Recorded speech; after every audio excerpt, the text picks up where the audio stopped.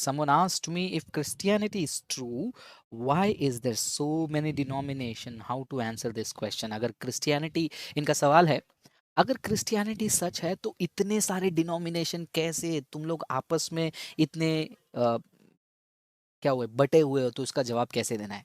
तो जिन्होंने सवाल नहीं समझा, फिर से एक्सप्लेन करता हूँ।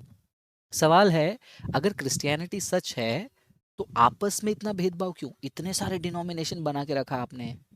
इस सवाल का एक सिंपल जवाब ये है, क्रिश्चियनिटी सही गलत वो डिनोमिनेशन के आधार पर साबित नहीं होता है। क्रिश्चियनिटी सही या गलत बाइबल के आधार पर साबित होता है। जब बाइबल को आप स्टडी करने लगोगे तो बाइबल में हमारे कुछ बुनियादी सिद्धांत हैं।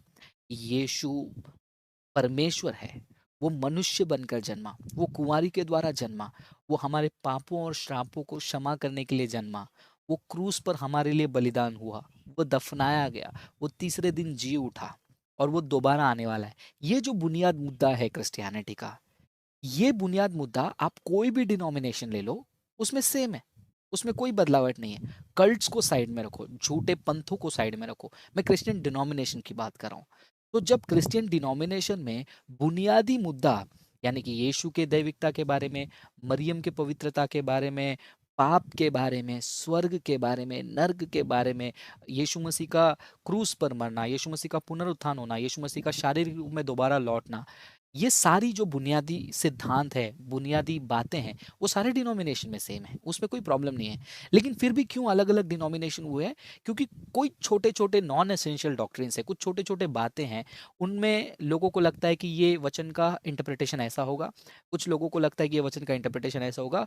जब इस मान्यता के लोग एक ग्रुप में जमा हो गए तो उन्होंने कहा कि अब हम आपके साथ नहीं रहेंगे, हम इस चीज़ को फॉलो करेंगे। वैसे ही अनेक डिनोमिनेशन जो हैं, एक एक फाउंडर्स के कारण, एक एक लीडर्स के कारण, कुछ छोटे मोटे बातें या फिर कुछ क्रिटिकल बातों से वो अलग हो गए हैं। लेकिन क्रिश्चियनिटी का जो बुनियादी मुद्दा है वो सारे डिनोमिनेशन में तो सेम है।